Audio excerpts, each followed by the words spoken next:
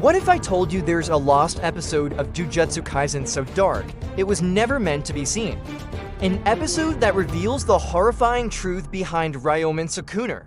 Imagine this. During a fierce battle, Yuji Itadori suddenly collapses. But he doesn't wake up in Sukuna's usual domain of bones and skulls. Instead, he finds himself in a massive, ancient temple. Towering pillars of bone stretch into an endless darkness, and blood-red torii gates drip with something ancient and foul. A voice, cold and familiar, echoes through the silence. Welcome to my true domain, brat. Drawn forward by a terrifying curiosity, Yuji enters a vast chamber. In the center sits a stone throne, and upon it, a monstrous figure that makes his blood run cold. It's a four-armed corpse, its skin like withered leather, its chest cracked open as if something was torn out. Thousands of paper talismans, blackened with age, are plastered all over it, sealing it to the throne. Yuji recognizes the face instantly. It's Sukuna, his original body. And then a chilling realization hits him. This isn't just a memory. This corpse is still alive. Just as panic begins to set in, a new voice whispers directly into his mind, not from the Sukuna he knows, but from the corpse itself. You are the vessel. But not the first. Yuji spins around, his heart pounding, only to see the spectral form of his own indwelling Sukuna manifest behind him, a smirk playing on his lips. Surprised, Sukuna asks, his tone laced with cruel amusement. With a wave of his hand, Sukuna reveals the forbidden truth that the Jujutsu world tried to erase from history. He wasn't born a curse. He was once a human, the most powerful sorcerer of the ancient era, a man so feared that his allies and enemies alike conspired against him. They betrayed him, performed a forbidden ritual, and sealed his living body, transforming it into a cursed object to be used as a weapon. They wanted my power, Sukuna sneers, but they couldn't control it. I broke free. As Yuji's eyes adjust to the darkness, he sees something else. The walls of the temple aren't made of stone, they're made of souls. Thousands of screaming faces are trapped within, their forms writhing in eternal agony. These were the past vessels, the ones who weren't strong enough. A cold dread seizes Yuji. So, this is my future, too? He asks, his voice trembling. Sukuna's smile widens. If you're weak.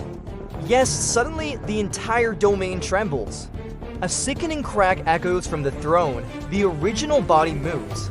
Its sealed eyes snap open, revealing glowing red irises filled with an ancient, undiluted hatred. The sheer pressure of its cursed energy is suffocating, and Yuji feels his bones begin to crack. The original Sukuna raises one of its four hands, and Yuji knows he's about to be erased.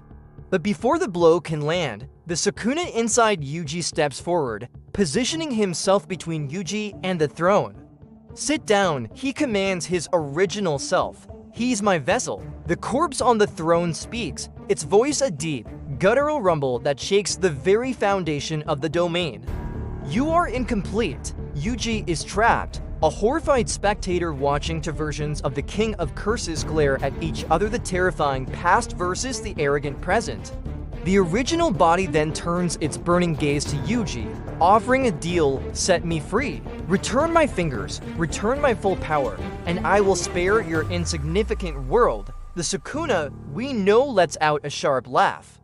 Don't listen to him, brat. He'll kill you the second you're no longer useful. In that moment, Yuji understands. He's not a vessel, he's a key, a pawn in a game that started 1,000 years ago.